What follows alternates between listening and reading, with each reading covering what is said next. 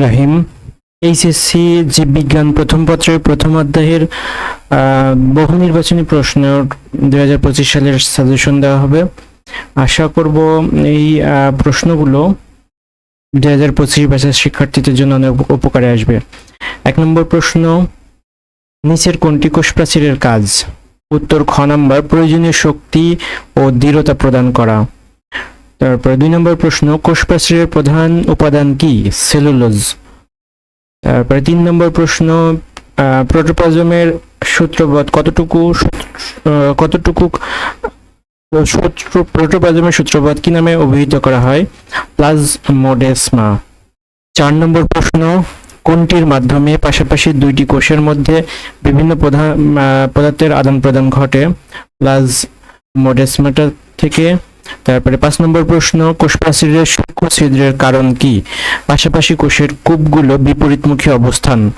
6 নম্বর প্রশ্ন, কোষ প্রাচীরের মুখোমুখি অবস্থিত দুইটি কূপকে কি বলে? পেট জোড় বলে।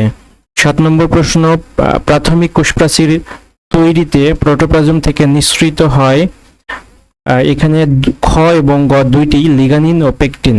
8 নম্বর প্রশ্ন, সেকেন্ডারি কোষ প্রাচীর গঠনের উপাদান কোনটি? কিউটিন ও সুবেরিন। 9 নম্বর প্রশ্ন, প্রাথমিক কোষ প্রাচীর তৈরিতে প্রোটোপ্লাজম থেকে কি নিঃসৃত হয়? হেমিসেলুলোজ।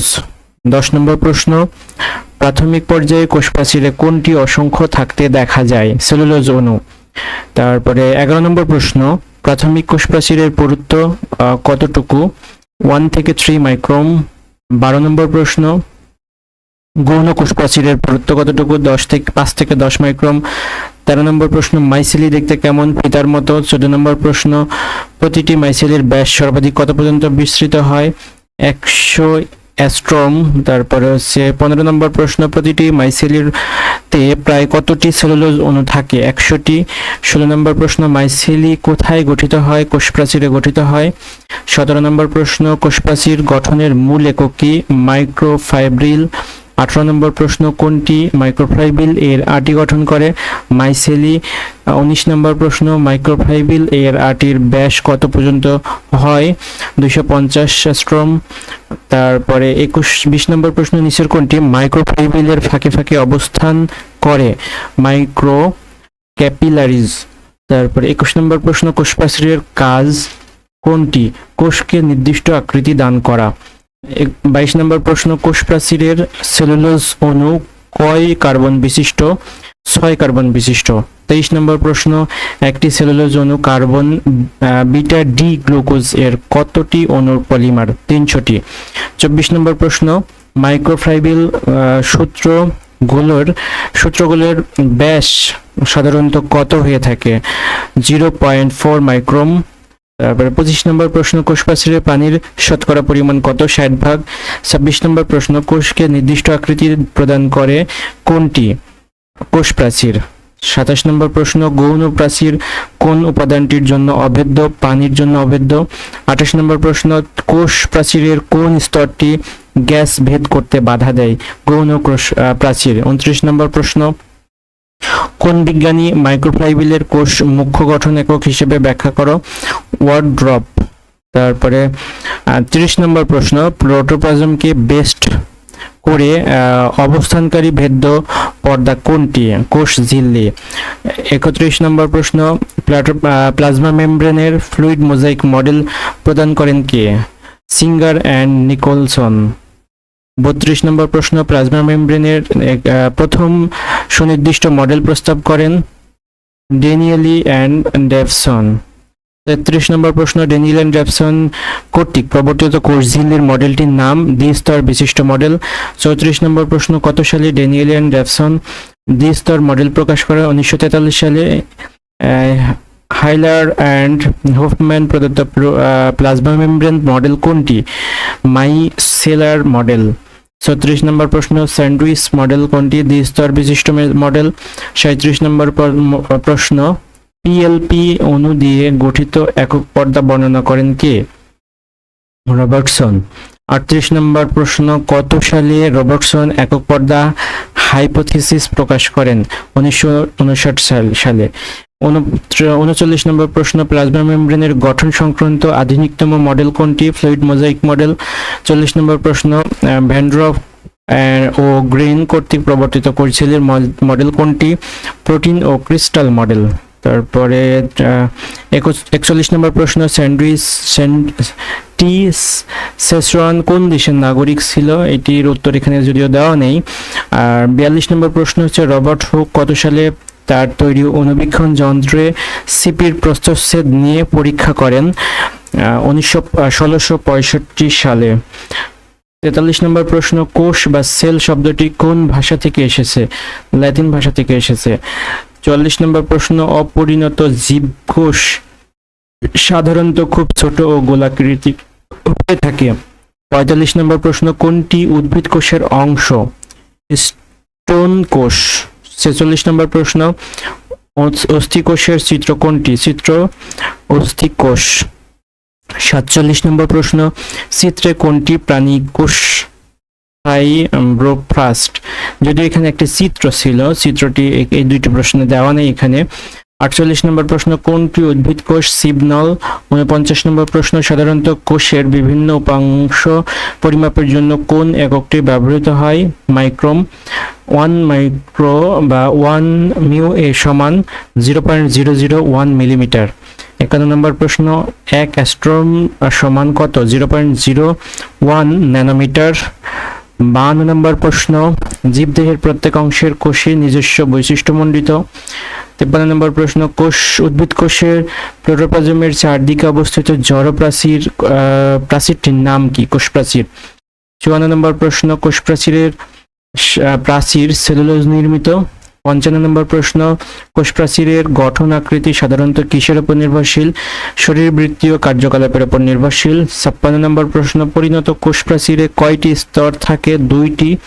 57 নম্বর প্রশ্ন, কোষ প্রাচীরের 2টি কোষের মধ্যবর্তী সাধারণত প্রাচীর স্তরটি কি নামে পরিচিত? মধ্যপর্দা নামে পরিচিত। 58 নম্বর প্রশ্ন, রবার্ট হুক অণুবীক্ষণ যন্ত্রে যে কোষ দেখিয়েছিলেন তা ছিল মূলত কোষ প্রাচীর। 59 নম্বর প্রশ্ন, রবার্ট হুক কত সালে অণুবীক্ষণ যন্ত্রে কোষ প্রাচীর প্রত্যক্ষ করেন? 1665 সালে। তারপর 60 নম্বর প্রশ্ন, কোষ প্রাচীর গঠিত হয় সেলুলোজ ও লিগনিন দিয়ে। 61 নম্বর প্রশ্ন, সর্বপ্রথম প্লাজমা মেমব্রেন আবিষ্কার করেন ভ্যান ড্রপ। তারপরে 62 নম্বর প্রশ্ন,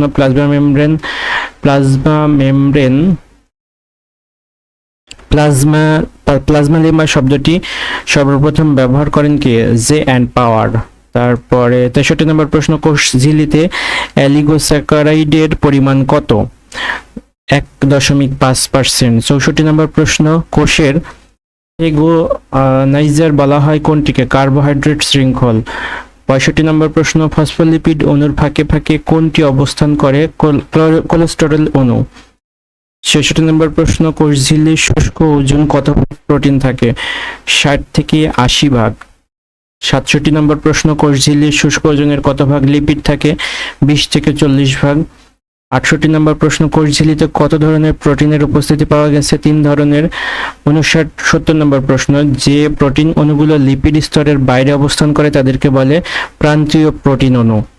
তারপরে 70 নম্বর প্রশ্ন, ইন্টিগ্রাল প্রোটিনের অণু কোষ ঝিল্লিতে কি সৃষ্টি করে? আয়ন চ্যানেল সৃষ্টি করে। 71 নম্বর প্রশ্ন, কোষ ঝিল্লির লিপিড স্তরের মাঝে কি ধরনের অণু বিক্ষিপ্ত অবস্থান লক্ষ্য করা যায়? কোলেস্টেরল অণু। 72 নম্বর প্রশ্ন, গ্লাইকোলিপিড ও প্রোটিনকে একত্রে কি বলে? গ্লাইকোক্যালেক্স।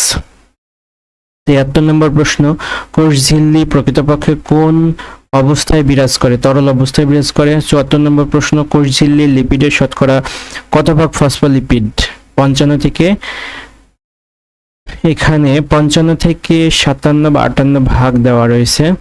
আচ্ছা, এখানে কোষ ঝিল্লির 75 নম্বর প্রশ্ন, কোষ ঝিল্লির প্রোটিন সমূহের অধিকাংশই কোন প্রকৃতির? এনজাইম প্রকৃতির। 76 নম্বর প্রশ্ন, কোষ ঝিল্লির সরল লিপিড কোনটি? ফসফোটাইডিক অ্যাসিড। তারপরে 77 নম্বর প্রশ্ন, কোষ ঝিল্লির জটিল ফসফোলাইপিডের মধ্যে কোনটি প্রধান? লেসিথিন। 78 নম্বর প্রশ্ন, ফ্যাগোসাইটোসিস প্রক্রিয়ায় কঠিন বস্তু গ্রহণ করে কোন কোষ অঙ্গাণুটি? কোষ ঝিল্লি। আর ৭৯ নম্বর প্রশ্ন, ফ্যাগোসাইটোসিস প্রক্রিয়ায় কঠিন বস্তু গ্রহণ করে কোন অঙ্গাণুটি? কোষ ঝিল্লি। ৮০ নম্বর প্রশ্ন, প্লাজমা মেমব্রেন কোন প্রক্রিয়ায় তরল বস্তু গ্রহণ করে? ব্যাপন প্রক্রিয়ায়। ৮১ নম্বর প্রশ্ন, সাধারণভাবে জীবদেহে কোনটি দেখা যায়? অঙ্গ প্রত্যঙ্গ। আর ৮২ নম্বর প্রশ্ন, এককোষী জীব কোনটি? অ্যামোবা। ৮৩ নম্বর প্রশ্ন, জীবন ধারণের জন্য প্রয়োজনীয় সকল জৈবিক কার্যক্রম সম্পন্ন হয় কোথায়? কোষে। ৮৪ নম্বর প্রশ্ন, জীবনের মৌলিক ভিত্তি প্রোটোপ্লাজম। ৮৫ নম্বর প্রশ্ন, কোষ কিসের ভৌত একক? প্রোটোপ্লাজমের। ৮৬ নম্বর প্রশ্ন, সাইটোলজি এর অর্থ কোষবিদ্যা। ৮৭ নম্বর প্রশ্ন, জীবদেহের অঙ্গ প্রত্যঙ্গগুলোকে কিসের সমষ্টি? টিস্যুর সমষ্টি। ২৮ নম্বর প্রশ্ন, বহুসংখ্যক ক্ষুদ্র ক্ষুদ্র কোষের সমষ্টি হচ্ছে টিস্যু। ৮৯ নম্বর প্রশ্ন হচ্ছে নিচের কোনটি জীবদেহের জীবন একক? কোষ। ৯০ নম্বর প্রশ্ন, কোষ কোনটি এককোষী শৈবাল? আর কলেরা। ৯১ নম্বর প্রশ্ন, জীবদেহের মূল ভিত্তি হচ্ছে কোষ। ৯২ নম্বর প্রশ্ন, জীব বিজ্ঞানের কোন শাখায় কোষ এবং কোষস্থ সজীব পদার্থের জৈব রাসায়নিক গঠন সম্পর্কিত বিষয় নিয়ে আলোচিত হয়? কোষবিদ্যা। ৯৩ নম্বর প্রশ্ন, কোষ হলো জীবের ভৌত সত্তার মৌলিক একক উক্তিটি কার? সেনসন। তারপরে ৯৪ নম্বর প্রশ্ন, জীবনের প্রকাশ ঘটাতে সক্ষম একখণ্ড প্রোটোপ্লাজমকে কোষ বলে কোন বিজ্ঞানী এভাবে কোষকে সংজ্ঞায়িত করেছেন? Max sandals. ৯৫ নম্বর প্রশ্ন, কোষ বিজ্ঞানের উদ্ভাবনের পর কোষ প্রবর্তন করেন কে? স্যান্ডেল অ্যান্ড সেন ওয়ান। তারপরে ৯৬ নম্বর প্রশ্ন, কে কোষ আবিষ্কার ও নামকরণ করেন? Robert Hooke. ৯৭ নম্বর প্রশ্ন, রবার্ট হুক ছিলেন একজন ইংরেজ ইঞ্জিনিয়ার। ৯৮ নম্বর প্রশ্ন, রবার্ট হুক তার কোন পুস্তকে চিত্র সহকারে কোষের বিশদ বিবরণ দেন? মাইক্রোফেবিয়া। ৯৯ নম্বর প্রশ্ন, রবার্ট হুকের লেখা পুস্তক কোনটি? মাইক্রোফেবিয়া। তারপরে এখন এই বিজ্ঞানীটি কোন দেশের নাগরিক ছিলেন? জার্মানির নাগরিক ছিলেন। ১০১, ১০২ তার এই দুইটি প্রশ্ন উচ্চতর দক্ষতার মূলক প্রশ্ন। এছাড়াও আপনারা এই বছরে যে টেস্ট পেপার থেকে কিছু মডেল বা কিছু প্রশ্ন সাজেশন আকারে দেখে নিতে পারেন। আশা করব এইগুলো পড়লেই এই পরীক্ষার জন্য ভালো একটি সাজেশন হয়ে যাবে। এই অধ্যায়টি ছিল জীববিজ্ঞান, এইচএসসি জীববিজ্ঞান প্রথম পত্রের প্রথম অধ্যায়ের যতগুলো বহু নির্বাচনী প্রশ্ন রয়েছে সবগুলোর একটি সামষ্টিক সমাধান। ধন্যবাদ সবাইকে এতক্ষণ ভিডিওটি দেখার জন্য। আসসালামু আলাইকুম।